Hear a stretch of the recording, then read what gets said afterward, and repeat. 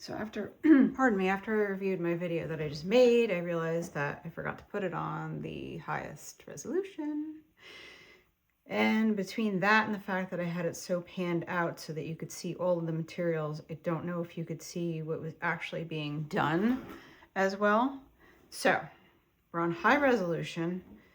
I zoomed it in a little bit, and I'm just going to do another tree for you so that you can see it, just in case the other one wasn't highly visible. And then I'm going to cover one of these with snow so you can see that as well. So I already made my trunk, and I started the branches up here before I realized that I should probably refilm this part so that you could see it a little bit closer. So here we go.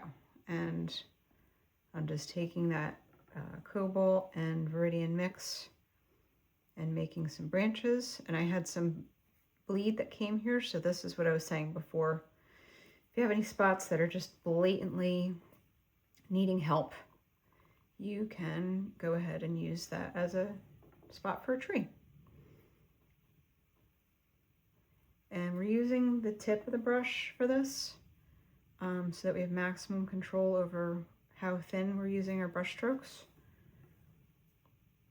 And again, random, random, random. No patterns in our trees. Try not to anyway.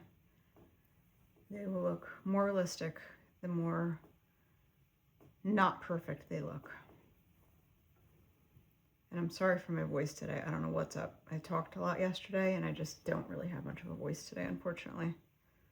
Which I guess is good that I'm doing things like this. However, probably doesn't sound so good on video, so I'm sorry about that. So again, at the bottom, make sure that you have some branches that are connecting this to the ground, because we're not really looking at the stem or the trunk. We're really seeing the boughs of the branches fan out over the snow. So that's our green color. I'll go ahead and add some more of the cobalt just for continuity's sake that I did in the other trees. Dropping a couple spots in. Make sure you don't backwash green into your color like I did before.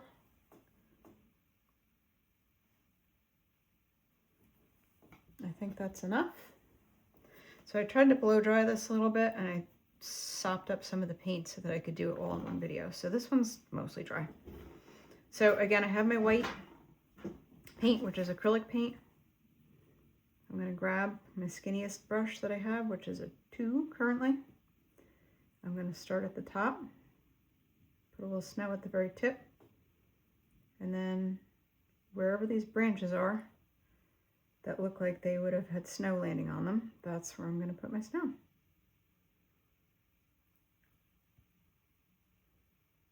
And again, if you have things that you're not happy with, areas of your tree that you're not happy with, or it got away from you, or it bled too much, or whatever the case, you can always just cover it with a little bit of snow. Just remember though, the snow only really falls on the outside of the branches, so you want to leave a lot of the inside of the tree dark, which not only will be realistic looking, but will also continue to give you that depth. So a lot of the snow fell on the outside. However, in the center of the tree, think about it, there are branches that are coming towards you, like these branches that are coming this way, that would have snow, which is why I'm sometimes putting a little bit of snow in the center, because there's a branch that's coming towards me that's got snow on the tip of it.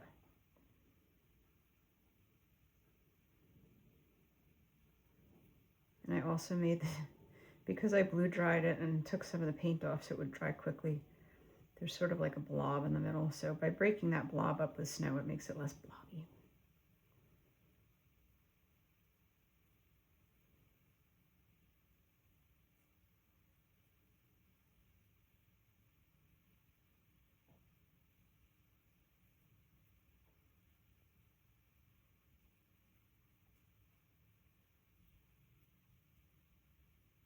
You want to be careful not to make patterns with your snow either, because it could be easy just to go over here and then here and then here and then here, and then all of a sudden you look at it and it's like a zigzag with snow coming down, and you don't really want that either. You really want random marks, surprising marks,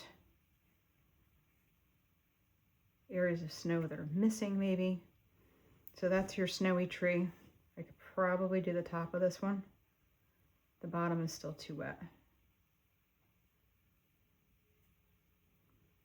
And this is a tiny tree. A lot of it's gonna disappear until the ground comes.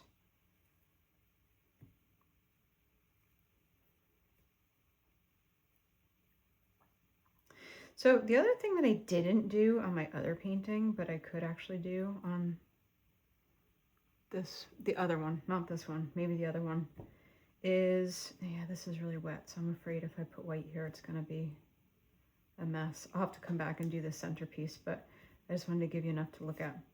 What I could do actually, which would be fun, is actually spatter some snow on this one too. So this is the one that I just did. I wanna make sure it's in the frame. This is the one that I just did, and I can take some of this white paint that I have and water it a little bit, although there's a little bit of Payne's gray in there, so it's going to be maybe a little bit of gray snow. Maybe a little more paint.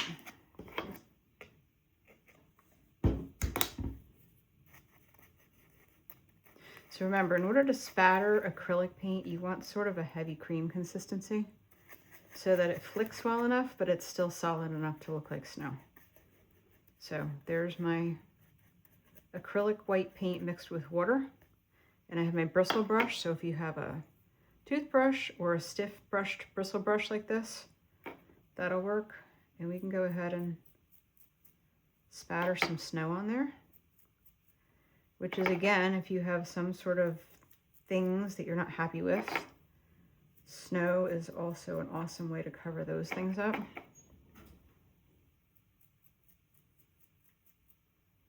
Just make sure that you're close enough to your paper that you're not spattering your whole room that you're working in.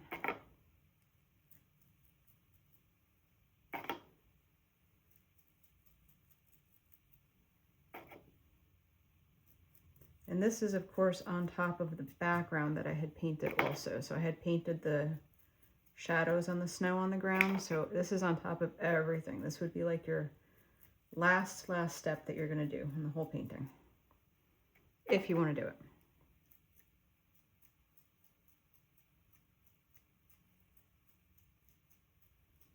Make sure you get some on those trees so that you can see the snowflakes against the trees.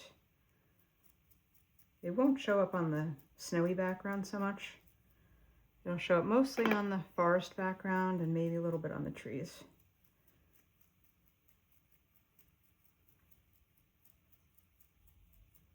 So there, that's another fun thing that you could do, is spatter some snow on it and make it look like a snowy day. All right, so that's it. Thank you for bearing with me with the other video. And I'm learning. I'll get there. Have a great day, ladies. See you soon. Bye-bye.